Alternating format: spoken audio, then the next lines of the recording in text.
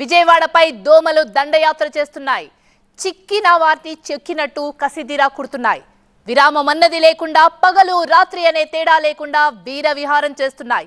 ఎన్ని జాగ్రత్తలు తీసుకుంటున్నా జనం రోగాల బారిన పడుతూనే ఉన్నారు. జిల్లా వ్యాప్తంగా డెంగ్యూ, మలేరియా వంటి సీజనల్ వ్యాధులు విజృంభిస్తున్నాయి. దోమలను నియంత్రించాల్సిన సంబంధిత శాఖల నిర్లక్ష్యం వహిస్తుండడంపై సర్వత్రా విమర్శలు వినిపిస్తున్నాయి. విజయవాడ సిటీతో సహా కృష్ణా జిల్లా అంతటా విష జ్వరాలు విజృంభిస్తున్నాయి. ప్రాణాంతక డెంగీతో జనం అవస్థలు పడుతున్నారు. దీనికి తోడు మలేరియా కేసులు కూడా తోడవుతున్నాయి. అసలే వర్షాకాలం, దీనికి తోడు ఇటీవల వానలు బాగా కురిశాయి. దీంతో దోమల సంఖ్య ఇబ్బడి ముబ్బడిగా పెరిగిపోయింది. వీటి నుంచి తప్పించుకోవడం సామాన్యులకు సాధ్యం కావడం లేదు. సంబంధిత శాఖాధికారులు దోమల నివారణకు ఎలాంటి చర్యలు తీసుకోకపోవడంతో ప్రమాద ఘంటికలు మోగుతున్నాయి.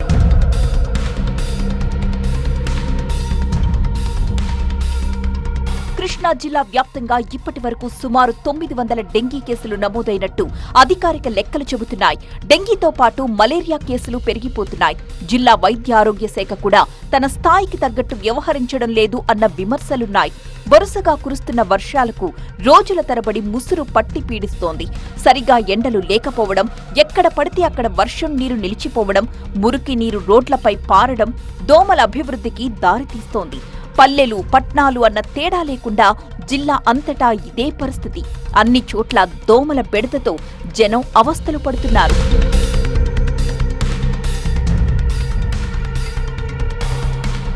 సాయంత్రం 4 గంటల నుంచి దోమల దాడి మొదలవుతున్నదని, వీటి దండయాత్రతో రాత్రంతా జాగారం చేయాల్సొస్తుందని ప్రజలు వాపోతున్నారు.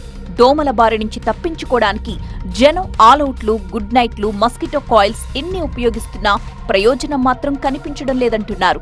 గతంలో ఇవి కొంతవరకు ప్రభావాన్ని చూపించేవి. ఇప్పుడు ఆ కాస్త ప్రభావం కూడా తగ్గిపోయింది. మార్కెట్లోకి ఏ కొత్త దోమల నివారణ వచ్చినా జనం ఎగబడేటట్టున్నారు. వీటి కోసం వేలల్లో ఖర్చు పెడుతున్నారు. అయినా ఫలితం ఉండట్లేదని ఆరోపిస్తున్నారు. దోమల నివారణకు ప్రభుత్వం తక్షణమే చర్యలు తీసుకోవాలని పబ్లిక్ కోరుతున్నారు. ప్రజాశక్తి నగర్లో ఉంటామండి. ఇక్కడ చాలా దోమలు ఎక్కువ ఉంటాయి. ఎందుకంటే వాటర్ ఎక్కడికక్కడ స్టాక్ అయిపోతూ ఉంటుంది. కాలువలు సరిగ్గా వెళ్ళవు. దీనివల్ల ఏంటంటే దోమలు చాలా ఎక్కువ ఉంటాయి.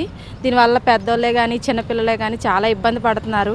అందరికీ ఇప్పుడు డెంగ్యూ ఫీవర్ బాగా ఎక్కువగా ఉంది. అలాగే టైఫాయిడ్, మలేరియా ఇవన్నీ ఎక్కువగా వస్తున్నాయి.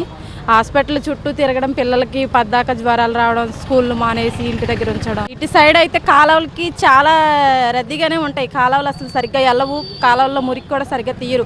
ఏదో పైపైన చెత్త తీస్తారు అంతే. కాలువల్లో ఇది మురికి మాత్రం తీయరు. దానివల్ల దోమలు ఎక్కువగానే ఉంటున్నాయి. దోమలు ఎక్కువైపోయినాయండి బాగా. కాలువలు అప్పుడప్పుడు తీస్తున్నారు కానీ పెద్ద పెద్ద డ్రైనేజ్ ఉంటాయి కదా, అక్కడ తీయట్లా, స్టాక్ ఎక్కువైపోతుంది. ఇప్పుడు అందరూ డెంగ్యూ, మలేరియా వాటితో హాస్పిటల్ నిండిపోతున్నాయి. అన్నీ హాస్పిటల్కి వెళ్ళామంటే 1000-2000 అయిపోవాల్సిందే. ఇప్పుడు హాస్పిటల్కి చాలా ఎక్కువైపోతుంది అమౌంట్ కూడా. కొంచెం కాలువలు అన్నీ నీట్గా చేస్తే కొంచెం ఎక్కడికక్కడికి బాగుంటుంది. దోమల విజృంభణలో డెంగీ, మలేరియా కేసులు పెరుగుతున్నాయి. 100ల్లో డెంగీ కేసులుంటే వేలల్లో మలేరియా కేసులు నమోదవుతున్నట్టు రికార్డులు చెబుతున్నాయి. ప్రతిరోజు వేలాది మంది ఆసుపత్రుల చుట్టూ ప్రదక్షిణలు చేస్తున్నారు.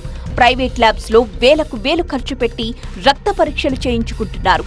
ఈ జ్వరాలకు సంబంధించిన పూర్తి లెక్కలు అధికారుల దగ్గర ఉండడం లేదు. కాబట్టి వారికి జ్వరాల తీవ్రత కూడా అర్థం కావడం లేదు.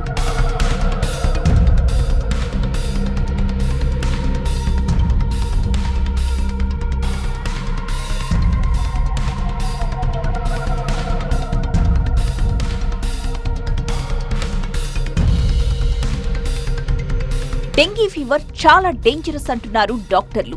దీన్నే బోన్ బ్రేక్ ఫీవర్ అని కూడా అంటారని, నొప్పులు ఆ స్థాయిలో ఉంటాయని అంటున్నారు. ఎక్కువగా వీళ్ళందరికీ ఏంటంటే విపరీతమైన జ్వరం ఉంటుంది. ఫస్ట్ 2-3 రోజులు చాలా ఎక్కువ జ్వరం ఎక్కువ ఉంటుంది.